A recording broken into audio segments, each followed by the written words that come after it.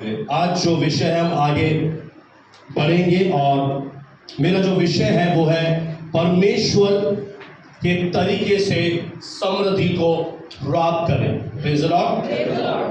परमेश्वर के तरीके से समृद्धि को प्राप्त करें। जैसा मैंने पहले आपको बताया है कि समृद्ध होना, प्रॉस्पेरिटी में चलना, यह किसी और की इच्छा नहीं, यह हमारे स्वर्गीय पिता का एक दर्शन है। Praise the Lord. क्योंकि जब उसने अब्राहम के मन को अपने साथ सच्चा पाया तो उसने उसके साथ एक वाचा बांधी और उसे कहा कि मैं तुझे आशीष दूंगा, मैं तेरे नाम को महान करूंगा और मैं तुझे भूमंडल के सारे जातियों के लिए एक आशीष का कारण बना दूंगा। अब कई लोग इसी मुखालते में हैं। मैं आपको सच कह रहा हूं, आपके अद्भुत आज बंधन टूटने जा रहे हैं। कई लोगों की गलतफहमी क्या है कि परमेश्वर केवल मेरी आवश्यकताओं की पूर्ति कर देगा, परमेश्वर जो मुझे जरूरत है वो मुझे मुहैया करा देगा। तो मैं आज आपको एक झूठ से बाहर निकालना चाहता हूं। ये एक आधा सत्य है और एक आधा झूठ है। आधा सत्य ऐसे है कि हाँ, ये बिल्कुल सही बात है कि परमेश्वर मेरी हर एक आवश्यकताओं को पूरा करेगा। पर अगर हम आगे की ओर सोचे, हम थोड़ा दिमाग का इस्तेमाल करें, अगर मेरी जरूरतें ही पूरी होंगी तो वो समय कब आएगा कि मैं मानव जाति के लिए एक आशीष का कारण बनूंगा। आप समझ पा रहे मेरे पॉइंट को? अगर जिंदगी भर मेरी जरूरतें ही पूरी होती रही तो मैं कब लोगों के लिए आशीष का मूल बनूंगा। इसका यह मतलब है कि ना केवल वो मेरी जरूरतें पूरी करेगा, पर एक समय आएगा जब मैं इस शहर के लिए, इस शहर के लोगों के लिए और जहां प्रभु मुझे ले जाएगा वहां के लोगों के लिए आशीष का एक सोता बन जाऊंगा। ये परमेश्वर का दर्शन है। Praise the Lord. ना केवल हमारी जरूरतें पूरी करना, ये एक आधा सत्य है। Praise the Lord. क्योंकि हमारे आत्मिक पिता अब्राहम के साथ प्रभु ने वाचा बांधी है और बाइबल कहती है गलातियों में, विश्वास करने वाले अब्राहम की प्रतिज्ञा के अनुसार संतान है। अगर संतान है तो वारिस भी है। Praise the Lord. तो ना केवल वो आवश्यकताओं की पूर्ति करेगा, पर उसका एक हृदय है कि हम लोगों के लिए एक आशीष का कारण बनने वाले। हमारे पास ना केवल आवश्यकता के समय एक हो, पर हर बात में, हर चीज में, हर बातों में हमारे पास बहुतायत से हो। हर चीज में हम बहुतायत से बहने पाए मेरा जीवन, ताकि मैं और लोगों के लिए भी एक आशीष का एक कारण बन जाऊं। हालेलुया। अब मैं आपको बताना चाहता हूं परमेश्वर का तरीका क्या है।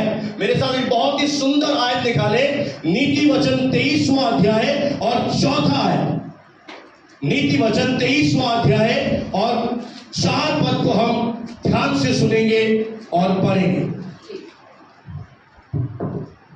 धनी होने के लिए परिश्रम ना करना, आगे अपनी समझ का भरोसा छोड़ना। अब देखिए वचन में क्या सलाह दी गई है। अब आप सोचेंगे प्रभु के दास, अगर मैं धनी होने के लिए मेहनत ना करूं तो फिर क्या करूं? क्योंकि जब से हम पैदा हुए हैं हमारे अंदर ये मानसिकता है, अगर मैं काम नहीं करूंगा तो घर कैसे चलेगा, मैं परिश्रम नहीं करूंगा तो मेरा जीवन यापन कैसे होगा। पर बाइबल क्या बता रही है? धनी होने के लिए परिश्रम, धनी होने के लिए क्या मत करना, परिश्रम ना करना। यह किसका रास्ता है? यह संसारिक अन्य जातियों का रास्ता है कि वो बहुत परिश्रम करते हैं, घंटों अपने मेहनत करते हैं और वो क्या हो जाते हैं, वो धनवान बन जाते हैं, क्योंकि परमेश्वर का वचन ऐसा सिखाता है। पर हम विश्वास करने वालों के लिए परमेश्वर के पास इससे भी एक और अद्भुत, एक अच्छा रास्ता है। Praise the Lord. क्योंकि उत्पत्ति 3:19 में लिखा है, जब आदम ने पाप किया तो परमेश्वर ने कहा कि तू अब अपने माथे के पसीने की रोटी खाया करेगा। तो आप समझ रहे हैं कि कमाने के लिए परिश्रम अगर पाप नहीं आता तो आदम को कमाने के लिए कोई जद्दोजहद करने की जरूरत नहीं पड़ती, क्योंकि पाप आया, धरती श्रापित हुई, कांटे उठ कटारे उगाने लगी। तो अब आदम के लिए जरूरी हो गया कि वो क्या करे, पसीना बहाए और मेहनत करे और अपना जीवन चलाए। पर अब हम कौन हैं? अब हम कहां पे आ गए हैं? अब हमारा उस पुराने आदम से छुटकारा हो चुका है। अब हम मसीह यीशु में आ चुके हैं, और मसीह यीशु में इफिसियों 1:3 के अनुसार हमारे पिता परमेश्वर प्रभु यीशु मसीह के पिता का हम धन्यवाद करते हैं कि हम पहले ही से स्वर्गीय स्थानों में हर आत्मिक आशीष से नवाजे गए। हालेलुया, प्रभु को महिमा मिले। मैं आपको कुछ चौंकाने वाली बात बताऊंगा। Praise the Lord. और ये दावा है मेरा, जितने मेरी आवाज सुन रहे हैं, अगर आपने आज के वर्ड के अनुसार चलना शुरू कर दिया, आपके जीवन में जब तक आप जिंदा हैं कमी घटी नहीं आएगी। ये मेरा चैलेंज है। आपके चले जाने के बाद आपके बाल बच्चे भी ब्लेस्ड रहेंगे, उनके बच्चे होंगे वो भी आशीषित रहेंगे। इसलिए जितने पेरेंट्स हैं उनसे अपील है, जिनकी शादी होने जा रही है उनसे अपील है, जिनके बच्चे पैदा होने जा रहे हैं उनसे भी अपील है कि वचन को ले लो, ताकि ना केवल तुम समृद्धि में चलोगे, तुम्हारी पुश्तें भी समृद्धि में चलेंगी। Praise the Lord, hallelujah. अब अगर हम मत्ती रचित सुसमाचार 6 अध्याय 25 से लेकर 33 तक पढ़े तो हमें एक बात यहां पर मिलती है। इसलिए मैं तुमसे कहता हूं कि अपने प्राण के लिए चिंता ना करना, अपने जीवन के लिए चिंता ना करना। पहली बात जी कि हम क्या खाएंगे और क्या पिएंगे, आगे, और ना अपने शरीर के लिए क्या पहनेंगे, इस शरीर के लिए भी हम क्या पहनेंगे। सबसे पहली बात, हमें क्या नहीं करना, हमें खाने के लिए, पीने के लिए और पहनने के लिए चिंता नहीं करनी। आगे, क्या प्राण भोजन से और शरीर वस्त्र से बढ़कर है? आगे बोले बहन। आकाश के पक्षियों को देखो। अब देखिए क्या प्रभु यीशु मसीह यहाँ पर कह रहा है, कहाँ बोल रहा है, नजरें लेकर जाओ, आकाश के पक्षियों को एक बार देख लो। वे ना बोते ना काटते हैं, वे न बोते हैं और ना काटते हैं, और ना खत्तों में बटोरते हैं, और ना खत्तों में बटोरते हैं, फिर भी तुम्हारा स्वर्गीय पिता उन्हें उसके खिलाता बाद है। भी तुम्हारा स्वर्गीय पिता उनको खिलाता है, उनकी जरूरतें पूरी करता है, उनकी चिंता करता है, उनका पेट भरता है। अब मेरे साथ ध्यान से सुने, वचन ये कह रहा है कि हमारा मनुष्य का मूल्य इनसे बहुत ज्यादा है। हाँ है ना? हमारी जो वैल्यू है इन पक्षियों से बहुत ज्यादा है।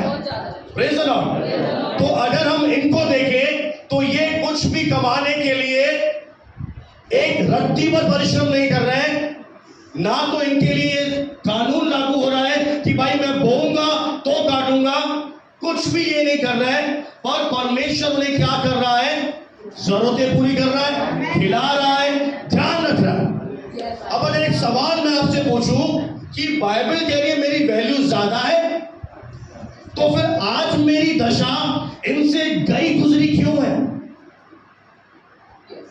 अगर मेरी वैल्यू इन पक्षियों से ज्यादा है तो मेरी दशा इतनी खराब क्यों है? मैं आर्थिक बंधनों में क्यों हूं? मैं प्रॉस्पर क्यों नहीं हो पा रहा? मेरे जीवन में आशीषें क्यों नहीं दिख रही? तो मैं आपको एक बात बताऊं कि परमेश्वर का वचन कहता है ये जो आकाश के पक्षी हैं ये काम कर रहे हैं। ये पता है एक बहुत जरूरी काम कर रहे हैं, और वो काम है कि ये इस सृष्टि के लोगों के सामने उड़ उड़ कर उनकी आंखों के सामने आकर एक गवाही दे रहे हैं कि अगर मैं तुम्हें दिखाई दे रहा हूं, अगर आज मेरा अस्तित्व है, तो उसके पीछे एक स्वर्ग का परमेश्वर है। इन पक्षियों की एक गवाही है। कई लोग हैरान हो गए, समझ में नहीं आ रहा क्या कह रहे हो प्रभु के दास। मैं धीरे बोलूं, मैं तोड़ूं अपने शब्दों को, समझो।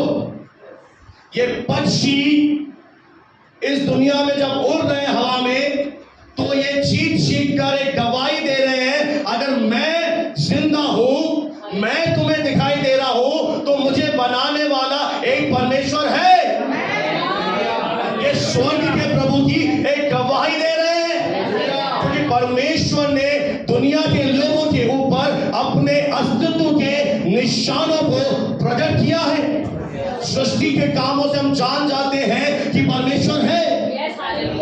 एक तरह से ये राज्य के लिए कार्य कर रहे हैं, और जब ये राज्य के लिए काम कर रहे हैं, प्रभु की गवाही दे रहे हैं, तो इनका पेट भी कौन भर रहा है? बोलो, राज्य से भरा जा रहा है।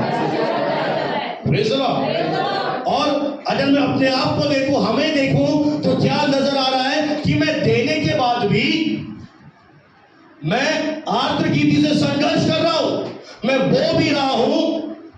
तो उसका मेन मुद्दा क्या है? मैं मुद्दे पे आपको ले जाऊं कि जब हम परमेश्वर के भवन में आते हैं और जब हमें सिखाया जाता है देने के विषय में, बोने के विषय में, हम देना शुरू करते हैं, हम बोना शुरू कर देते हैं, पर उसके पीछे परमेश्वर का आत्मा कहता है हमारी एक मनसा छुपी हुई है, और वो मनसा है, एक एजेंडा है हमारा, कि हमारी बढ़ोतरी होना शुरू हो जाए। समझना ध्यान से, हमारे बीज बोने के पीछे एक उद्देश्य है कि मुझे पता है कि इस धरती के नियम हैं जो परमेश्वर ने बनाए हैं। अगर मैं बोऊंगा तो मैं ही काटूंगा। मैंने किस मंशा से बोया? मैंने इसीलिए दिया कि मुझे लौटा कर दिया जाए। यानी मेरे बोने के पीछे एक उद्देश्य था कि मेरे परिवार की बढ़ोतरी, मेरी बढ़ोतरी, यानी केवल मैंने एक ही बात सोची कि मैं बढ़ जाऊं। हमने कभी भी राज्य को अपने जीवन में प्रथम स्थान पर रखकर नहीं बोया। हमने परमेश्वर के राज्य को ध्यान में नहीं रखा। आज बहुत सारे विश्वासी हैं, उन्हें परमेश्वर के राज्य से कोई भी लेना नहीं है, कोई भी देना नहीं है। इसीलिए आकाश के पक्षियों को कल की कोई चिंता नहीं है, कहां से आएगा, कहां से होगा। वे बेफिक्र हैं, वे बेचिंता में जी रहे हैं, क्योंकि उन्हें पता है कि मेरा स्वर्ग जो परमेश्वर है वो खिलाएगा। पर विश्वासी देने के बाद भी संघर्ष कर रहा है, बंधन नहीं टूट रहे, आशीषें नहीं बह रही, समृद्धि नहीं आ रही। प्रभु कह रहा है मेरी इच्छा है। तो बाधा यह है कि देने के पीछे मनसा सही नहीं है। देने के पीछे हमारे अंदर ये एक जिज्ञासा नहीं है कि मैं राज्य के लिए दे रहा हूं, मैं प्रभु के राज्य की बढ़ोतरी के लिए बोल रहा हूं। मेरे अंदर राज्य की स्तुति नहीं ले रहा हूं मैं। इस कारण से हमारे जीवन पर जो आशीषें आ जानी चाहिए थी वे रुकी हुई हैं। अगर आप परमेश्वर के वचन को पढ़े, हग्गे नबी की पुस्तक मेरे साथ निकाले, उसमें बहुत खूबसूरत तरीके से परमेश्वर का वचन इस समस्या को बताता है। मेरे साथ निकाले 1049 पेज नंबर है, हग्गे नबी की पुस्तक। आगे है 1049 नहीं है, क्षमा करें, 1095 निकाले जल्दी से और उसका पढ़ना शुरू करें। 1:4 जी। क्या तुम्हारे लिए अपने छत वाले घरों में रहने का समय है, जबकि ये भवन उजड़ा पड़ा है। अब परमेश्वर क्या कह रहा है? ये पता है कौन से लोग हैं? ये वे लोग हैं जिन्हें परमेश्वर गुलामी से निकाल कर लाया है, जिन्हें बंधुआई से छुड़ाया है, और जब ये आजाद हो चुके हैं, अब इनका जो दिल है वो राज्य में नहीं है। इनके अंदर एक भी डिजायर नहीं है कि मेरे परमेश्वर का भवन क्या हो गया, उजाड़ पड़ा है। क्योंकि शत्रु आए और भवन को क्या कर दिया, तहस नहस कर दिया। मंदिर के पात्र उठाकर ले गया, मंदिर को उजाड़ दिया। पर जैसे ही इनके जीवन में आजादी आई, ये स्वार्थ में चले गए, इन्हें कोई मतलब नहीं है राज्य से। और परमेश्वर कह रहा है तुम नहीं देख रहे कि मेरा घर उजाड़ पड़ा है। आगे इसलिए सेनाओं का यहोवा कहता है अपनी चाल चलन पर ध्यान करो। आगे तुमने बहुत ज्यादा बोया, परंतु थोड़ा काटा। हाँ, क्या कारण है कि हम हो सकता है बहुत बोया, पर जब कटनी आई तो बहुत थोड़ी आई। हमने सोचा बहुत आ रहा चाहिए था, पर ये थोड़ा क्यों आ रहा है? उसका एक कारण है कि राज्य को इग्नोर कर देना, राज्य की जरूरतों की सुधि ना लेना, राज्य को पीछे रख देना। एक बहुत ही खतरनाक बात है कि परमेश्वर के भवन में लोग आते हैं, गरीबी की दशा में आते हैं, उन पर प्रार्थना की जाती है, श्राप टूट जाता है, और जब वो आशीष पाना शुरू कर देते हैं तो उनका एक एजेंडा होता है केवल स्वयं के परिवार की बढ़ोतरी, बेटे पर, बेटी पर, घर पर, परिवार पर, एफडी, एलआईसी, इन चीजों में वो निवेश करना शुरू कर देते हैं और राज्य की जरूरतों को वो नजरअंदाज कर देते हैं। इस कारण प्रभु कह रहा है तुमने बहुत ज्यादा बोया, परंतु तुमने जब काटने की बारी आई तुमने बहुत थोड़ा काटा। आगे भी पढ़ दीजिए बहन जी।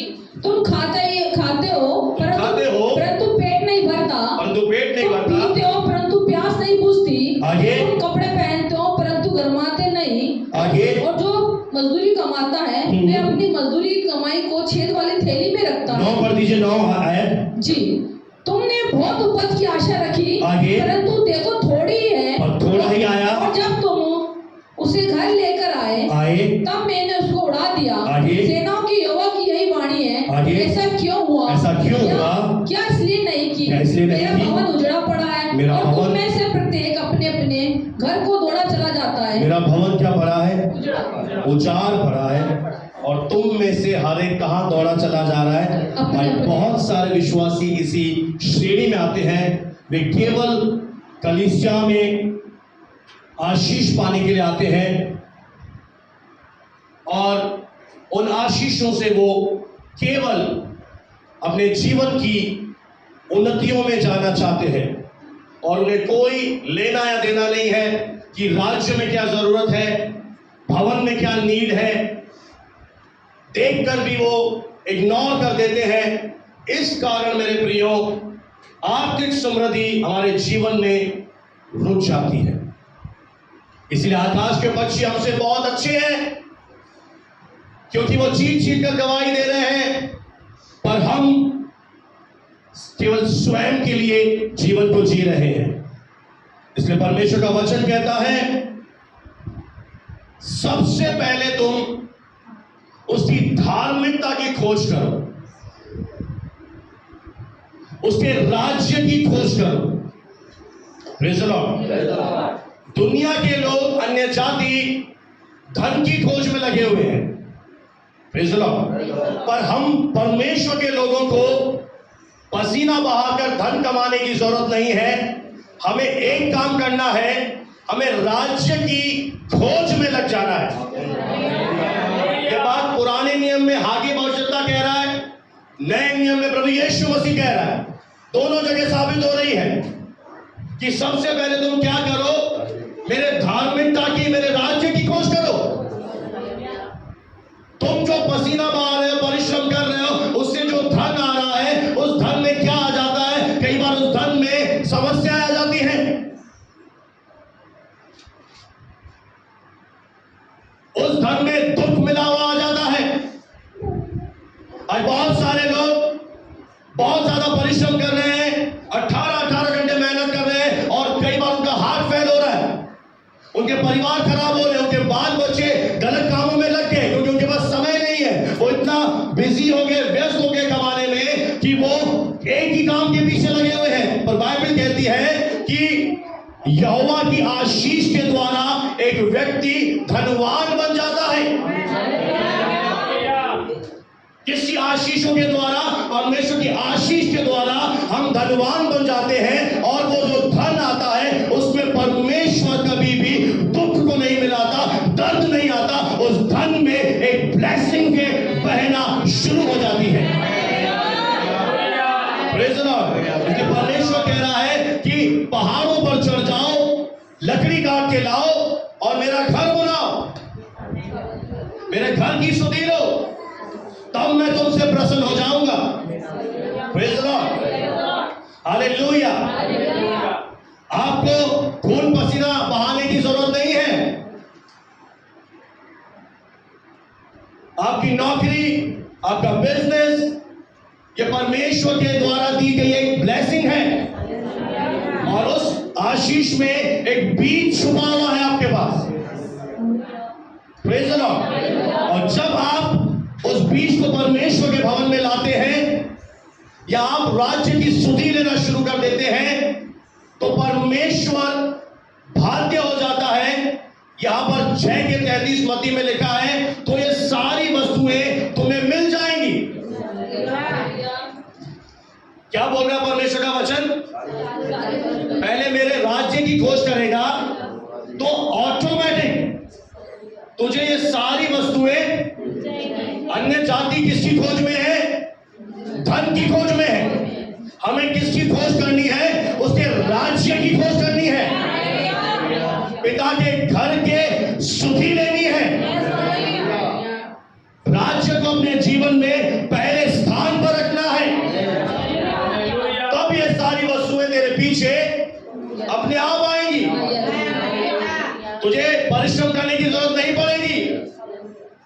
तू थोड़ा सा बोएगा, काटेगा उससे भी ज्यादा, क्योंकि तूने क्या किया? राज्य को अपने जीवन से पहले स्थान पर रख दिया है। Hallelujah, praise the Lord. आप में से कोई जानता है आज कि परमेश्वर ने सुलेमान को इतना आशीषित क्यों किया? क्या कारण है कि परमेश्वर ने इतनी ज्यादा बरकतें राजा सुलेमान को दे दी? आप जानते हैं कि जब परमेश्वर का वचन उसके पास पहुंचा तब परमेश्वर ने उसे एक तरह से ब्लैंक चेक दे दिया। बोले ब्लैंक चेक। ब्लैंक चेक का क्या मतलब है? नीचे परमेश्वर के साइन किए हुए थे, अब सुलेमान जितना अमाउंट भरना है भर, अनलिमिटेड।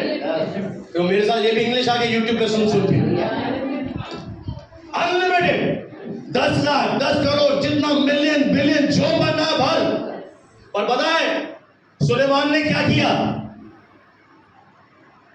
सुलेमान ने परमेश्वर से कहा, पहला राजाओं 3 के 9 में, कि परमेश्वर मुझे प्रजा का न्याय करने की एक शक्ति दे। मुझे धन नहीं चाहिए, मुझे महिमा नहीं चाहिए, मुझे दीर्घायु नहीं चाहिए, मुझे शत्रुओं के ऊपर विजय नहीं चाहिए, मुझे एक चीज चाहिए, मुझे प्रजा का न्याय करने की एक शक्ति दे। और पहला राजाओं 3:10 में लिखा है, प्रभु इस बात से खुश हो गया। सुलेमान ने अपनी जरूरत से ज्यादा परमेश्वर की बातों को पहले स्थान पे रखा। कोई तो बोले हालेलुया। सुलेमान ने अपनी जरूरत के विषय में नहीं सोचा कि मैं राजा बन गया हूं, अब मुझे ये चीजें चाहिए। नहीं, बाइबल कहती है जो तेरे मन में है तेरे मुंह पर आएगा। आपको क्या लग रहा है? इधर देखिए मेरी तरफ, परमेश्वर हफ्ता वसूली करने वाला है। कुछ लोग सोचते हैं कि रोज हफ्ता वसूलेगा मेरे से आके। नहीं, फिर क्यों परमेश्वर हम विश्वासियों से देने का बलिदान मांगता है? बताइए फिर क्यों वचन कहता है दिया करो तो तुम्हें दिया जाएगा? क्यों यीशु ने कहा लेने से देना धन्य है? अब तक हम नहीं समझ पाए मेरे प्रियो, और आज बहुत सारे स्थानों पर भी और बहुत सारी जगह भी एक चीज बहुत ज्यादा सिखाई जा रही है देने के विषय में। देना सीखो, देना सीखो, बोना सीखो, बोना सीखो। पर एक चीज लोग मिस कर गए। पता क्या मिस कर गए? प्रभु आपके देने में रुचि नहीं रखता, देने के पीछे जो आपका हृदय है ना, उसे देखना चाहता है। परमेश्वर आपके देने के पीछे आपका मन चेक करना चाहता है। उसे देने से कोई मतलब नहीं है। आकाश के पक्षियों ने क्या बोया?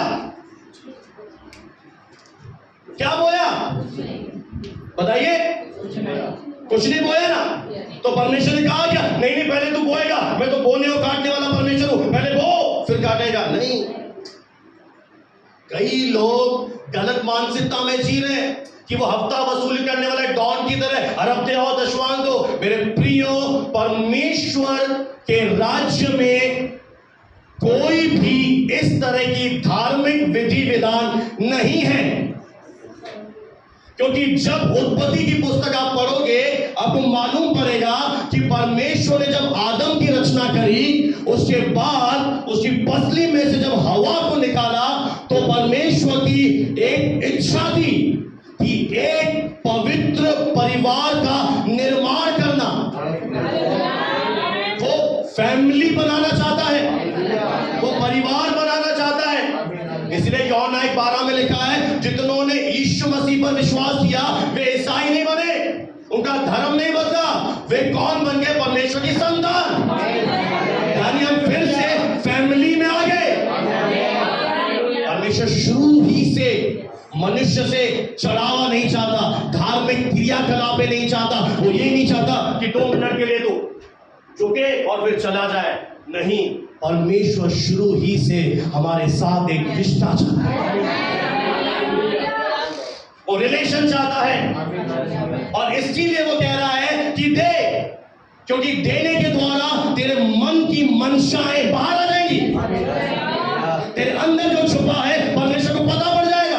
मैं आपको एक बहुत अद्भुत बात बताऊं मेरे प्रियो, अब्राहम कब परमेश्वर के साथ चलना शुरू किया? 75वें साल में। 75 साल से उसने शुरू किया। उसने परमेश्वर को दशवान चढ़ाया, परमेश्वर के लिए वेदियां बनाई, परमेश्वर पर विश्वास किया कि प्रभु तू मुझे ब्लेसिंग देगा। पर एक चीज आप जानते हैं, अगर मैं आपका ध्यान उत्पत्ति के 22वें अध्याय की ओर लेकर चलूं, तो यहां पर एक बात बहुत ही आश्चर्यजनक लिखी हुई है। उत्पत्ति 22, और जब परमेश्वर ने अब्राहम से कहा कि इसहाक को चढ़ा, तो अब्राहम के विषय में लिखा है 10 आयत से पढ़े, 22 का 10 जी। फिर अब्राहम ने हाथ बढ़ाकर छुरी को ले लिया, हाँ, कि अपने पुत्र को बलि करे। परमेश्वर ने क्या कहा? जिस पुत्र से तू सबसे ज्यादा प्यार करता है उसे बलिदान कर। आगे 11 आयत में क्या हुआ? तब परमेश्वर के दूत ने स्वर्ग से उसको पुकार के कहा, हाँ, ए अब्राहम, ए अब्राहम। उसने कहा, देख मैं यहाँ हूँ। उसने कहा उस लड़के पर हाथ मत बढ़ा, और न उसे कुछ भी मत कर, क्योंकि तूने जो मुझसे अपने पुत्र वरन अपने इकलौते पुत्र को भी नहीं रख छोड़ा, इससे मैं अब जान गया कि तू परमेश्वर का भय मानता है। मैं आपसे एक सवाल पूछूं, इस समय इसहाक कितने साल का था? 5 साल 6 साल, मुझे भी नहीं पता, छोटा था, और बात तो कर पाता था, चल तो पाता था। उसे पता था कि मेरा पिता आराधना करने जा रहा है, हाँ या ना? अब्राहम को कब बुलाया था? मैथ्स किसकी अच्छी है? 32 या 33 साल में गिन लो। 100 साल में इसहाक मिला, तो अब्राहम कितने साल का होगा? 105 का होगा, तो 30 साल गिन लो। बोले आप कितना चाहते मैं गिनूं? अब मैं बोलो ना, 30 गिनने। 30 साल में प्रभु को ये नहीं पता पड़ा कि अब्राहम के मन में क्या है? हेलो, एक 30 साल से बंदा परमेश्वर के साथ चल रहा है, दशवान चढ़ा रहा है, वेदियां बना रहा है, 25 साल से इंतजार कर रहा है, पर अब तक प्रभु को यह समझ में नहीं आता कि ये बंदा ईमानदार है कि नहीं है। इसका क्या कारण है? अब मैं जान गया हूं, अब मुझे पता पड़ा कि तू भय मानता है। पता है, एक अंदर से एक बात छुपी हुई है। अब्राहम परमेश्वर की बात सुनकर कनान देश में जाने को चला, दशवान चढ़ाया, वेदियां बनाई, इंतजार किया, धीरज धरा, पर कहीं ना कहीं उसके मन के अंदर एक बात थी कि यह परमेश्वर प्रतिज्ञाओं का परमेश्वर है, यह प्रतिज्ञा पूरी करेगा। रुके। उसका ध्यान 30 साल के बाद भी प्रतिज्ञाओं के ऊपर था, ना कि प्रतिज्ञा देने वाले प्रभु के ऊपर। हेलो, 30 साल के बाद भी उसे एक बात मालूम थी कि परमेश्वर विश्वास योग्य है, अपनी सारी बातों को पूरा करेगा। अब परमेश्वर क्या चाहता था? परमेश्वर एक बात चाहता था अब्राहम से कि मैं तुझे आशीष का मूल बनाऊंगा, इसलिए एक चीज तेरे जीवन में मुझे जरूरी देखनी है कि तू प्रतिज्ञा से प्रेम करता है या प्रतिज्ञा देने वाले परमेश्वर। और ये कैसे मालूम करेगा? कैसे मालूम करेगा कि तेरा प्रेम प्रतिज्ञा से है या तेरा प्रेम परमेश्वर से? परमेश्वर ने कहा, जिस बेटे से तू बेहद प्रेम करता है, हाँ उसे चढ़ा। अब इस बात से दूत दूध का दूध पानी का पानी हो जाएगा कि अब्राहम किससे प्यार करता है। पर अब्राहम ने यह प्रकट किया कि प्रभु मेरा ध्यान तेरी प्रतिज्ञाओं पर नहीं, मैं तुझसे सच्चे मन से सच्चे हृदय से प्यार करता हूं परमेश्वर। कोई तो बोले हालेलुया, हालेलुया। इसने बेस्ट मांगा। 25 साल के बाद इसहाक क्या वो क्यों मांग रहा है? कई बार जब हमें वचन समझ में नहीं आता हम परमेश्वर को गलत समझते हैं, और परमेश्वर हमारे मन को जांचना चाहता है। इसलिए बहुत सारे विश्वासी देने के बाद भी नहीं फले। पर अगर आप एक काम आज करना शुरू कर देंगे, आपके जीवन में कमी घटी कभी दोबारा लौट कर नहीं आएगी। आपका मन राज्य में लगा होना चाहिए, आपका दिल प्रभु के भवन में लगा होना चाहिए। आपको इस भवन की सुधि ऐसे लेनी है अपने घर से भी ज्यादा। प्रभु ये चाहता, मैं नहीं चाहता। ये वचन में लिखा है। Praise the Lord. आपके बीच बोलने के पीछे आपकी एक मंशा होनी चाहिए कि मैं राज्य के वृद्धि के लिए प्रभु बोल रहा हूं, मैं राज्य से प्रेम करता हूं। अब्राहम ने राज्य से प्रेम किया। सुलेमान ने अपने जीवन से दिखाया कि मुझे प्रभु तुझसे प्रेम है, तेरी बातों से प्रेम है और किसी से नहीं। पता एक दिन शैतान अय्यूब के पास, परमेश्वर के पास गया और बोला कि अय्यूब तुझसे इसलिए प्यार करता है कि प्रभु तूने उसे बहुत आशीष दी है। Praise the Lord. क्या बोला? अय्यूब इसलिए प्यार करता है कि तूने उसे बहुत बढ़ाया है। इसलिए क्या हुआ? पीछे से इसकी परीक्षा है कि ये पता पड़ जाए कि अय्यूब किस लिए प्रभु से प्यार करता है। पर अय्यूब ने बहुत सुंदर बात बोली जो बहुत ही सराहनीय है कि मैं नंगा आया था, नंगा लौट जाऊंगा। परमेश्वर ने दिया, परमेश्वर ने लिया, उसका नाम धन्य हो। हालेलुया। मैं इसलिए नहीं दे रहा हूं कि 100 गुना की वादा लिखा है, अरे मलाकी 3:10 में लिखा है ये आयत पूरी होगी, नहीं। मेरे देने के पीछे एक उद्देश्य है। मैं खुदा के राज्य में पैदा हो चुका हूं, मैं राज्य के लिए दे रहा हूं, मैं राज्य के लिए बीज बो रहा हूं, मैं किसी के प्रेशर में बीज नहीं बोऊंगा। हालेलुया। मैं किसी के दबाव में नहीं देता, मैं किसी की अपील पर नहीं देता, क्योंकि अगर किसी ने मुझे दबाव डाला कि दीजिए तो आपका वो बीज व्यर्थ है। आपने पास्टर के प्रेशर में आकर दिया तो आपका बीज व्यर्थ है, परमेश्वर नहीं ग्रहण करेगा। क्योंकि एक बार मैं आपको उदाहरण दे दूं, बाइबल मत खोलिए, मेरे साथ बने रहे। तो भाई थे केन और हाबिल, और बाइबल कहती है परमेश्वर विश्वास से हाबिल ने केन से भी उत्तम एक बलिदान प्रभु को चढ़ाया। विश्वास कहां से आता है? सुनने से।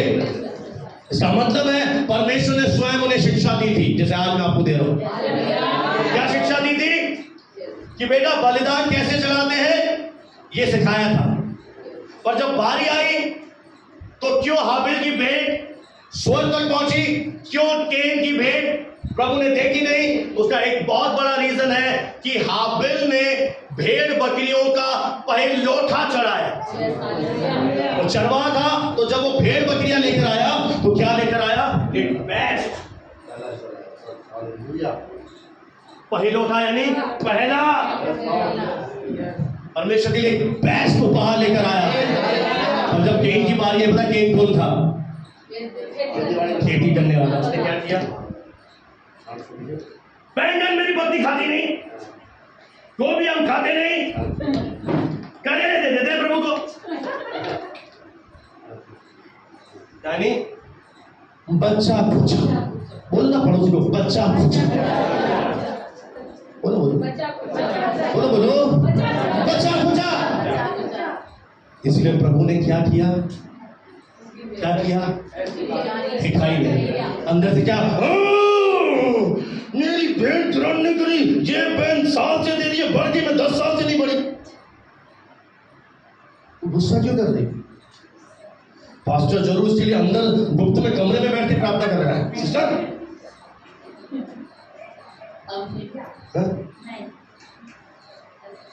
हालेलुया। मेरा प्रभु ने इसीलिए अभिषेक किया है।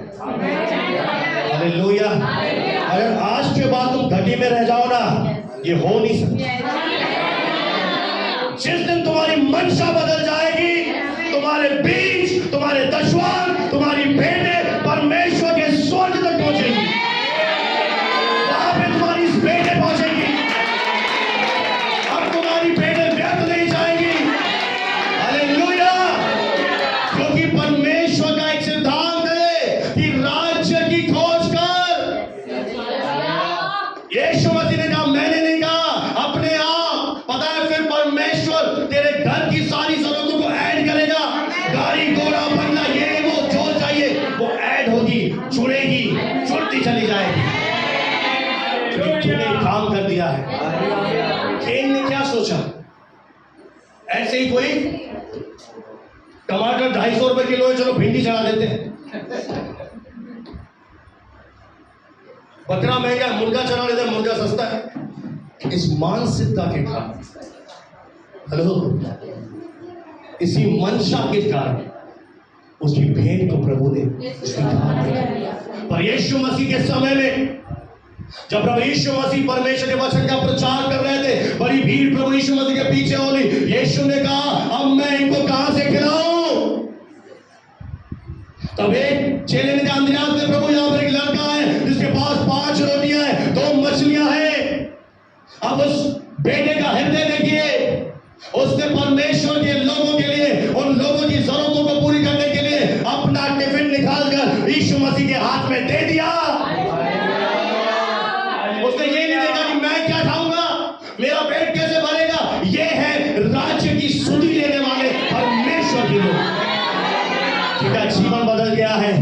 वो अपनी जरूरत को नहीं देखते, पहले राज्य की जरूरतें देखते हैं।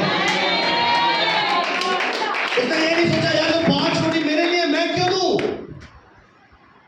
उसने जीसस के हाथ में दे दिया। और पता है यीशु ने क्या किया? स्वर्ग की ओर देखकर उन्हें आशीष दिया और बरकतें बढ़ती गई और लास्ट में एक आदेश दिया, चलो जाओ, जिसने बोया है अब 12 टोकरे उसके घर तक पहुंचा दिया।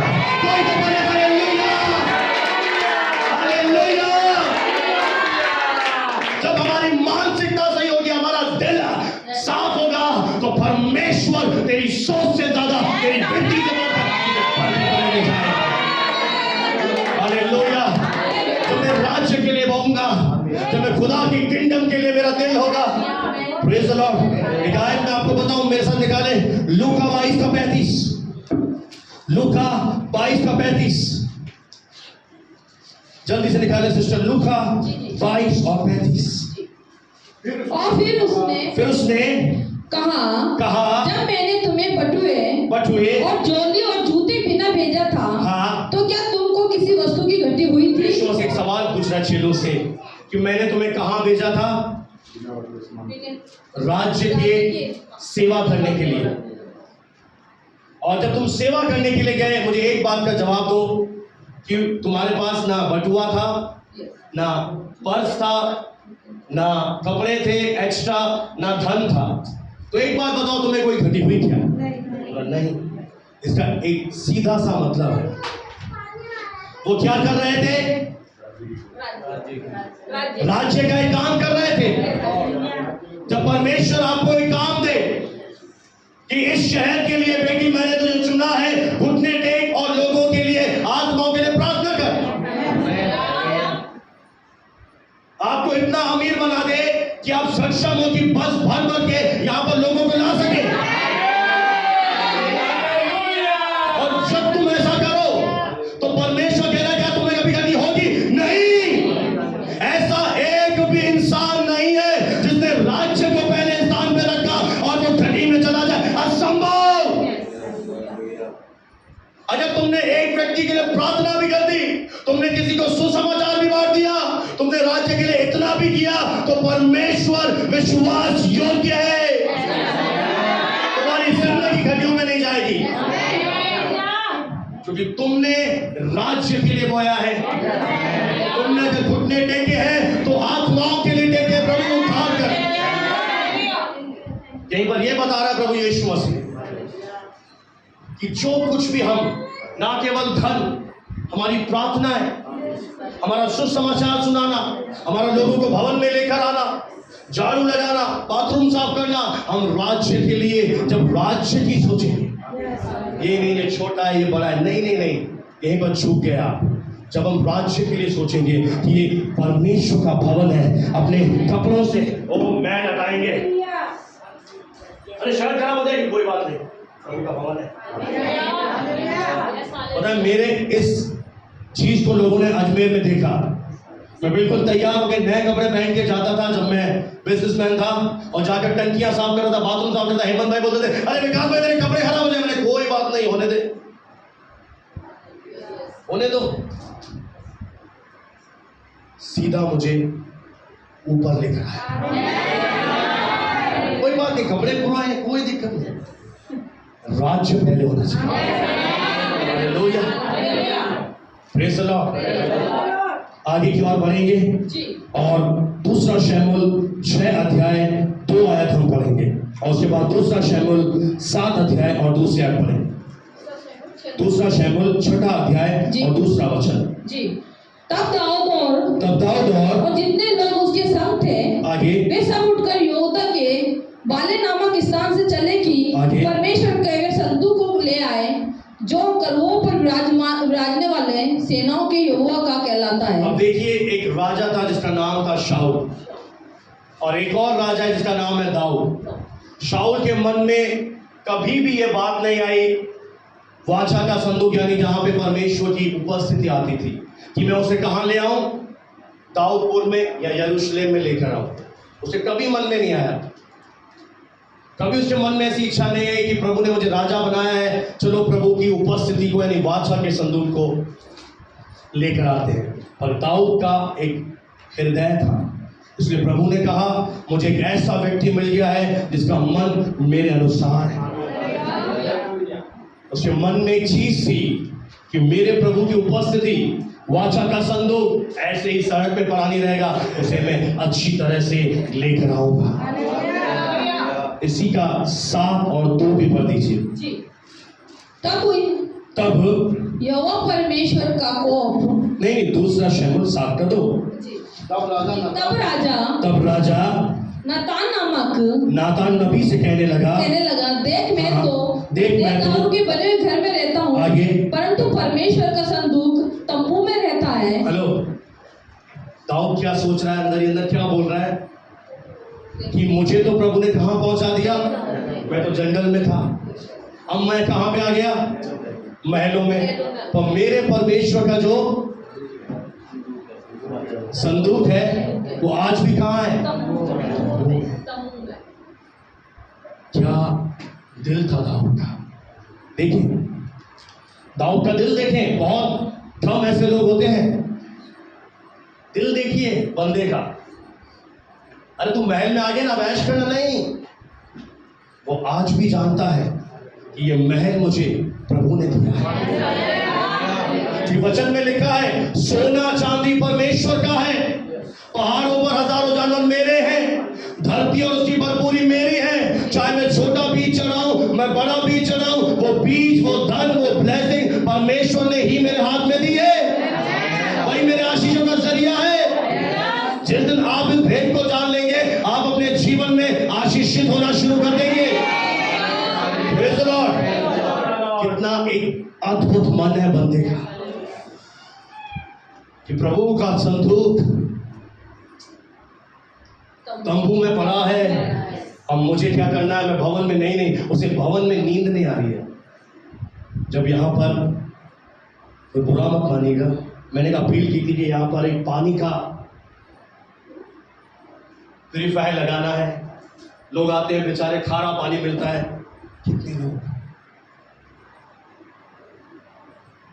आप भवन में आते देखते हैं ये घटी है, कितने लोग।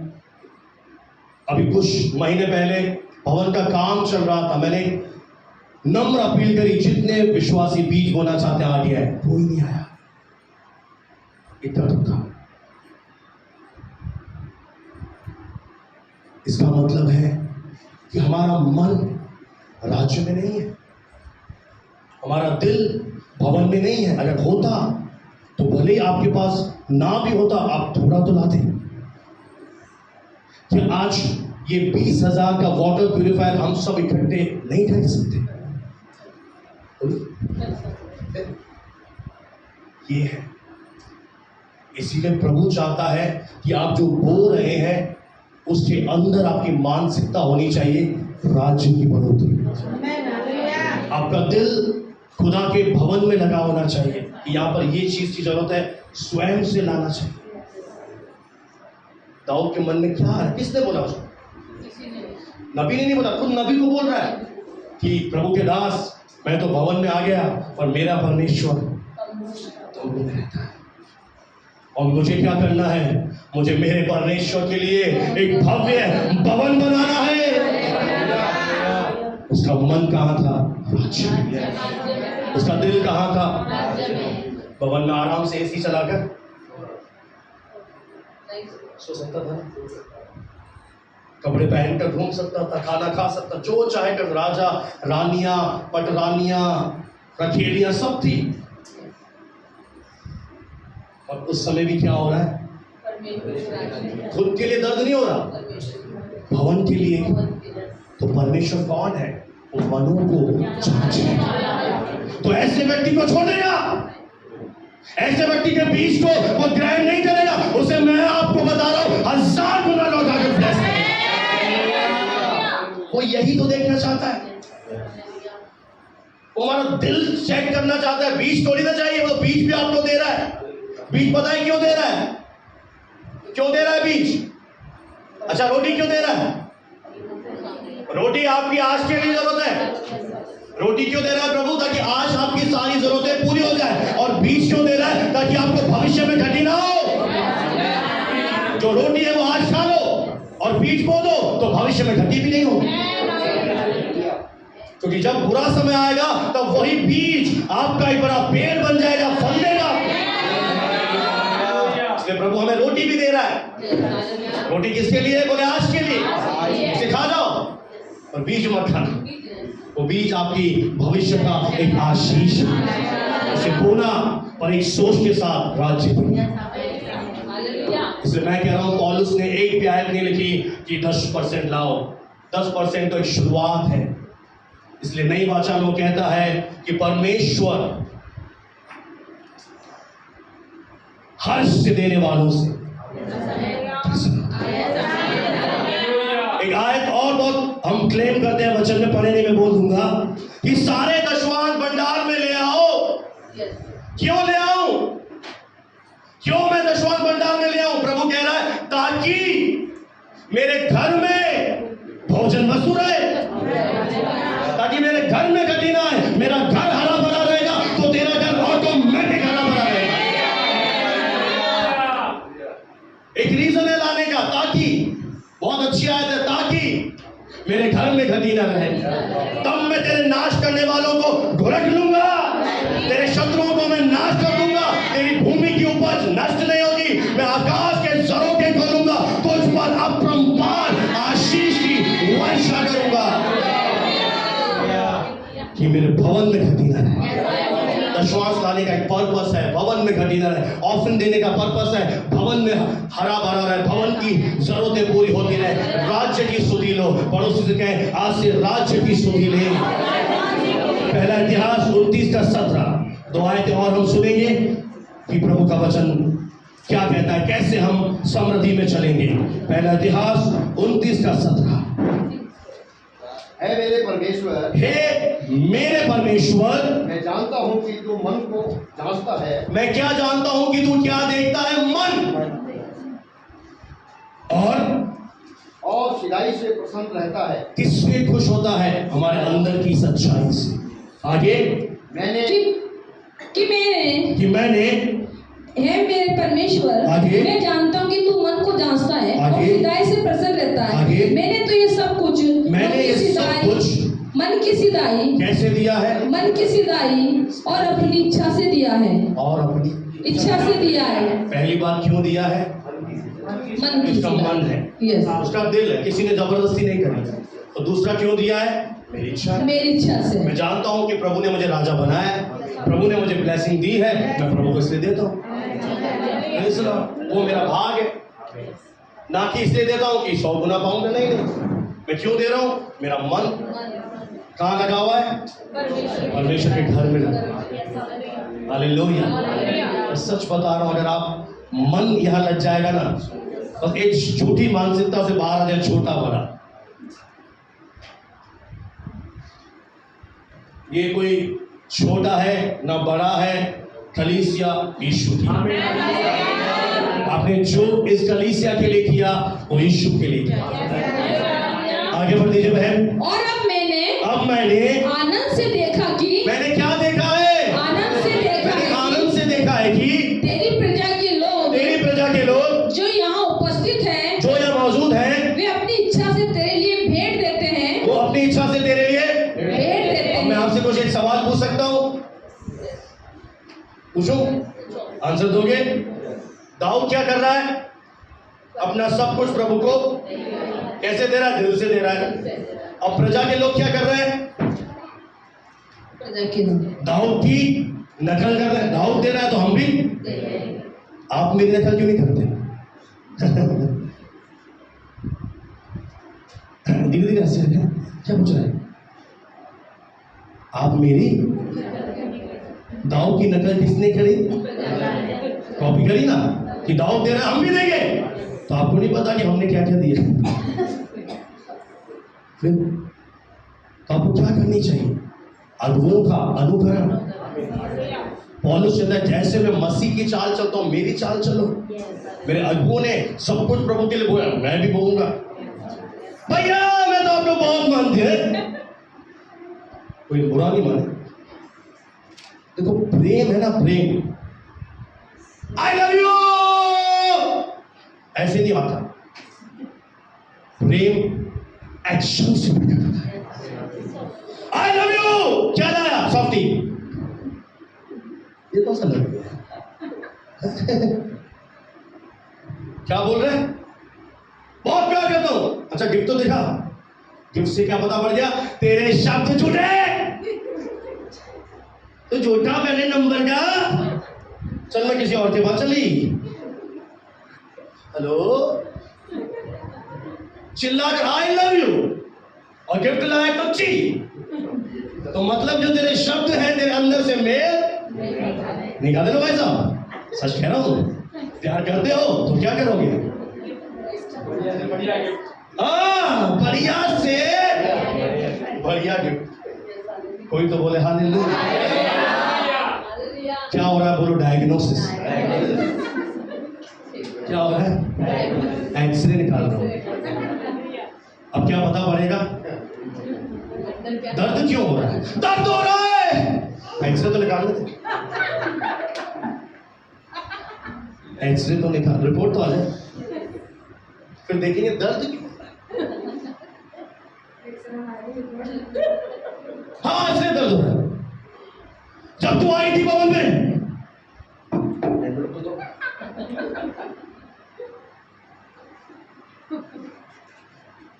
सौ गुना देता है।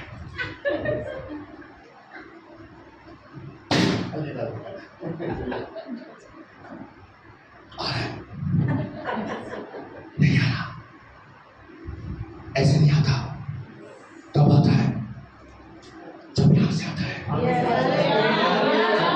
जब दिल से भेंट आती है, जब हम उस राजाओं के राजा का आदर करते हुए देखते हैं, जब हम जानते हैं वो राजा है, मैं उसकी प्रजा हूं। आज से आप जब भी बोएंगे, मतलब ऑफरिंग में बोइए, दशवांश बोइए, मन्नत में बोइए, भवन के लिए बोइए, एक ही मानसिकता होनी चाहिए, राज्य की। लिख कर दीजिए, नहीं लिखना तो मुझे बोलिए, मैं लिख कर दूंगा।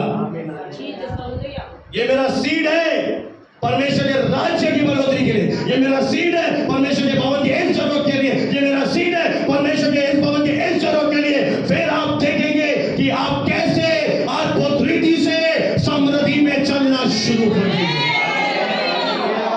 एक आयत और दे दूंगा आपको, जो दाऊद के जीवन में पूरा हुआ जब उसने दिल से दिया, मन से दिया। तो इसी का 29 का 28 पढ़िए कि उस बंदे का क्या भविष्य, क्या अंत हुआ जी। 28 आयत जी। वे पूरे बुढ़ापे की अवस्था में, पहली बात उसके जीवन में क्या मिला उसे? पूरे बुढ़ापे की अवस्था में, पूरे बुढ़ापे में, यानी उसकी आयु को परमेश्वर ने पूरा दीर्घायु होकर, धीरे धीरे बढ़ गए। क्या दी उसे? सबसे पहले सबसे पहले उसे दीर्घ आयु दी। ये दीर्घ आयु प्रभु की ब्लेसिंग है कि मैं तुझे एक लंबी आयु दूंगा। और लंबी आयु ऐसी नहीं कि आपके दांत 2 बचे, लकड़ी पर चले, ऐसे नहीं हो। प्रभु की दीर्घ ऐसे नहीं, प्रभु कैसे होती है? Praise the Lord. 85 साल में भी वो श्राप है। क्यों सा चला जा। 85 साल में भी अगर प्रभु ने आशीष दी है तो मैं लकड़ी का सहारा नहीं लूंगा। प्रभु मेरे साथ है, मेरे दांत एक तो टूटा बाकी नहीं टूटेंगे। मैं सब कहूंगा, बोटी भी रोटी भी। क्यों? प्रभु की आशीष है। क्या दी दाऊद को? दीर्घ आयु दी। ये होता है मन सच्चा रखो। पढ़ो, मन सच्चा रख। मन में मतलब क्या क्या लेके आई है। ये मेरा काम का नहीं सिस्टम। मन क्या रखो, सच्चा रखो। आगे और धन। और फिर क्या आया? धन। क्या आया? धन। क्या आया? धन कैसे मिलता है? यहोवा की आशीष से मिलता है। जो बिखराते देता है उसकी बढ़ती होती है। आगे और वैभव। और क्या आया? बोलो, वैभव, समृद्धि, महिमा और मनमाना भोग कर। क्या भोगा? मनमाना। इस शब्द पे अंडरलाइन करो, पेन लाया करो। बहुत बड़ी बात है। दीर्घायु, यस, धन, धन, वैभव, महिमा, चारों चीजें कैसी? मनमाना। बूंद मनमाना। मनमाना। लेकिन जितना तुझे चाहिए था उससे भी ज्यादा मनमाना भोग कर दाऊद कहां चला गया? स्वर्ग। हालेलुया। आप चाहते हैं ऐसा जीवन? Praise the Lord. क्योंकि मेरे साथ एक वाचा बांधी है, मैं आशीष का मोल हूं। हालेलुया। मेरे द्वारा इस शहर आशीष पाएगा। मेरे प्रांतों के द्वारा बीमार चंगे होंगे। Hallelujah. Praise the Lord. Hallelujah. हम समाज सेवा में भी आगे रहेंगे। ऐसे नहीं मैं वचन बांट रहे, समाज सेवा भी करेंगे। लोगों को राशन बांटना, लोगों की जरूरतें पूरी करना कहां से होगी? इस भवन से। हालेलुया। ये परमेश्वर का दर्शन है। जो भूखे हैं उनका पेट भर, जिनके पास कपड़े नहीं उनको कपड़े पहना, तब तेरी रोशनी चमक उठेगी। हालेलुया। देखिए एक और बात, आखिरी बात। पिता के नक्शे कदम पर सुलेमान चला। पिता कैसा था? दिलदार, प्रभु को प्रेम करने वाला। तो बेटे ने क्या सीखा? आपके अंदर जो है ना बहन, वो अभी से जो आप कर रहे हो वो सीख रहा है। यूहन्ना बपतिस्मादाता के अंदर, इलीशिबा के अंदर कौन था? यूहन्ना बपतिस्मादाता था। और बाइबल कहती है वो गर्भ से ही पवित्र आत्मा से भरा हुआ है। तो उसकी माँ आराधना, प्रार्थना करने वाली है। आप अगर चोरी करेंगे आपका बेटा भी सीखेगा, आपकी बेटी भी सीखेगी। कि मेरी मम्मी जब बारी आती है तो क्या करती है? तेरा पेरी करती है, तो वो भी क्या करेगी? इसीलिए आपके बच्चे आपसे सीखेंगे। Praise the Lord. दाऊद के नक्शे कदम पर सुलेमान चला। हालेलुया। समृद्धि पाने का एक अद्भुत रास्ता है कि हम राज्य को अपने जीवन में पहले स्थान दें। जिस क्षण आप राज्य को अपने जीवन में पहला दर्जा देंगे, आपके लिए स्वर्ग के सारे रास्ते खुल जाएंगे। तब आपको किसी चीज के लिए परिश्रम, आंसू बहाना, और एक और बात बोल के मैं खत्म करूं, उत्पत्ति व्यवस्था 28 में लिखा है, परमेश्वर ने वाचा बांधी कि तुझे कर्ज लेने का मौका मैं दूंगा नहीं। ये परमेश्वर का वादा था इस्राएलियों से। तो हमारे जीवन में भी एक ऐसा समय आएगा कि हमें लेना नहीं पड़ेगा, और परमेश्वर के राज्य को जब हम पहले स्थान पे रखेंगे, हमारे पास अपने आप प्रभु कहता है मैं दे दूंगा। आपको किसी को बोलने की जरूरत नहीं पड़ेगी, आपको खून पसीना बहाना नहीं पड़ेगा, आपको आराधना मिस नहीं करनी पड़ेगी, घंटों घंटों आपको मेहनत नहीं करनी पड़ेगी। आपके थोड़े से परिश्रम में यहोवा की ब्लेसिंग उतर आएगी। Hallelujah. Praise the Lord. Abraham के जीवन से हमने सीखा, दाऊद के जीवन से प्रभु ने सीखा, सुलेमान के जीवन से चेलों के जीवन से और उस बेटे के जीवन से कि कैसे परमेश्वर के राज्य को आगे रखा और उन्होंने समृद्धि पाई। क्या आप तैयार हैं ब्लेसिंग में चलने के लिए? परमेश्वर वचन के द्वारा आप सबको ब्लेस करें। आमीन।